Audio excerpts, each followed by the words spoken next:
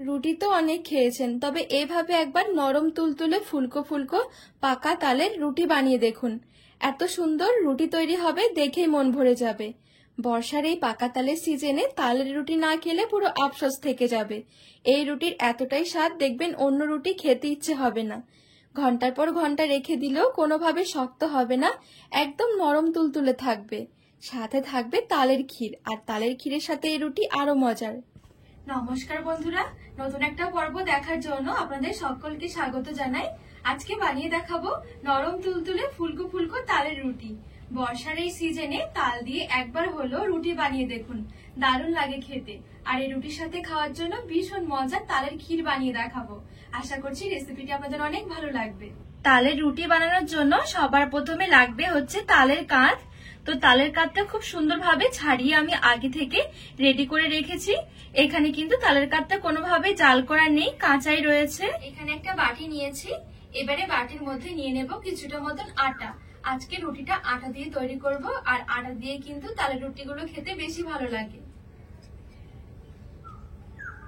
আমি এখানে 3 থেকে 4 কাপ মতো নিয়ে নিচ্ছি আটা।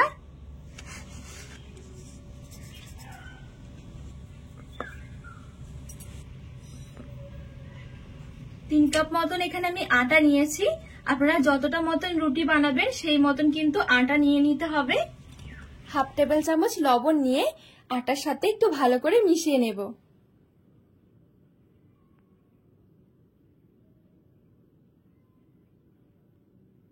খুব ভালোভাবে লবণটা মিশিয়ে নিয়েছি।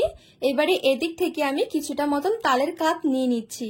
একবারে খুব বেশি নেব না, প্রথমে আমি 2 কাপ মতন তালের কাপ নিয়ে এই আটার মধ্যে নিয়ে নিচ্ছি। এবারে হাত দিয়ে ভালো করে মেখে নেব। এভাবে অল্প অল্প করে দিয়ে কিন্তু আটার ডোটা মাখাতে হবে। এখানে একটু তালের কাপটা চেটে নেবেন, যদি একটু তেতো তেতো ভাব হয় তাহলে অল্প একটু চিনি দিয়ে দিতে পারেন, আর যদি তালের কাপ মিষ্টি হয় তাহলে চিনি দেওয়ার দরকার হবে না।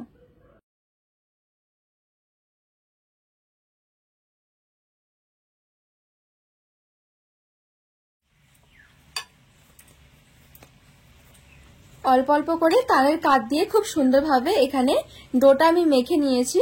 আর ডোটা কিন্তু একটু নরম করে মাখাতে হবে, তাহলে রুটিগুলো অনেক সুন্দর নরম তুলতুলে হবে।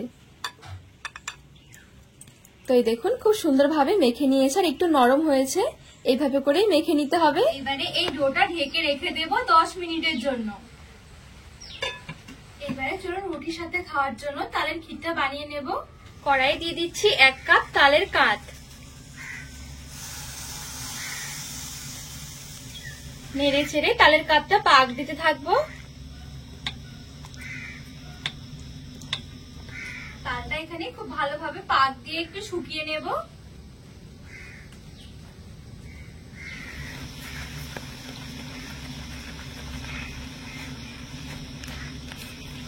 তালটা পাক দিয়ে একটু শুকিয়ে নিয়েছি। 2 চামচ দিয়ে দিচ্ছি চিনি, 1 চিমটি লবণ, দিয়ে দিচ্ছি হাফ কাপের মতন নারকেল কোড়া। সবকিছু একটু প্রথমে ভালো করে মিশিয়ে নেব।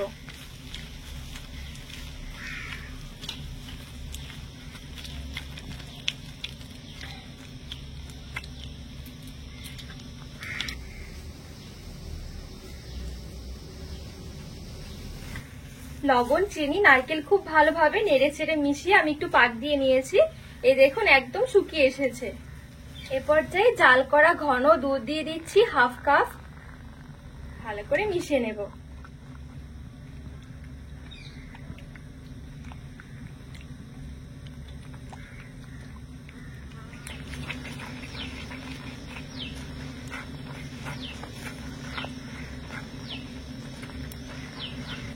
দুধটা খুব ভালোভাবে নেড়ে ছেড়ে মিশিয়ে একটু ফুটিয়েও নিয়েছি। এখন কিন্তু ক্ষীরটা একদম রেডি।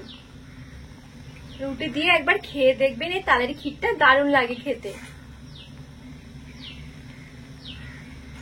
এবারে গ্যাসের আঁচটা বন্ধ করে দেব।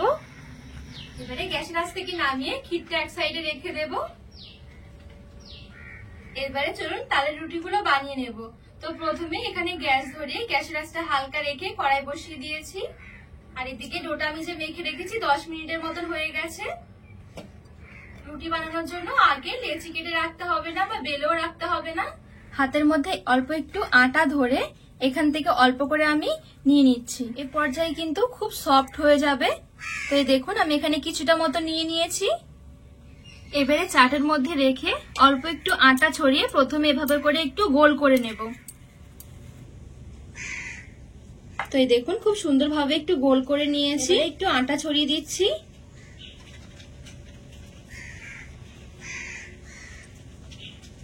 এবারে বেলে নেব। চারদিক থেকে সমানভাবে বেলে নিতে হবে।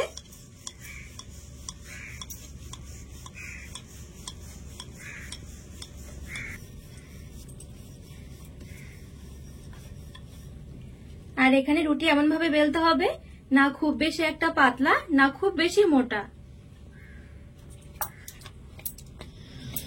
গরম কড়াই এবারে রুটিটা দিয়ে দিলাম। উপরের দিকটা যখন হালকা একটু ফুলে ফুলে আসবে রুটিটা উল্টে দিতে হবে।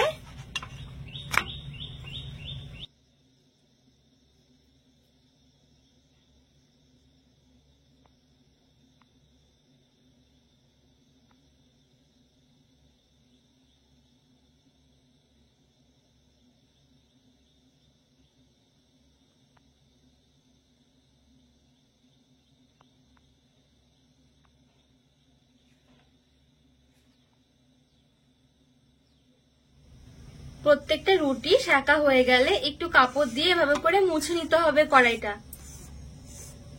আরো একটা রুটি সেঁকে দেখাচ্ছি। হালকা উপরের দিকটা ফুলে ফুলে আসলে উল্টে দিতে হবে।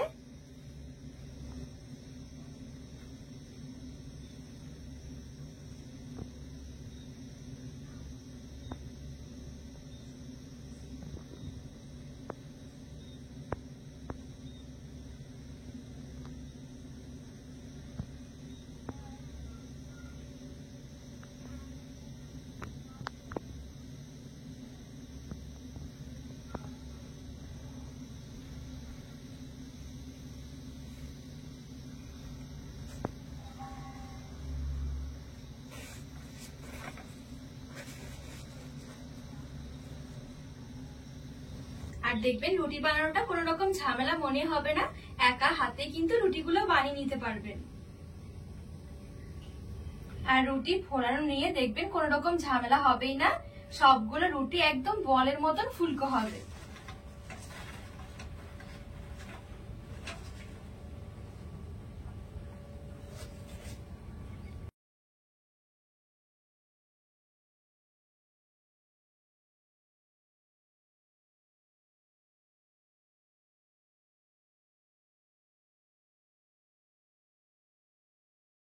সব রুটি এখানে খুব সুন্দরভাবে সেঁকা হয়ে গেছে।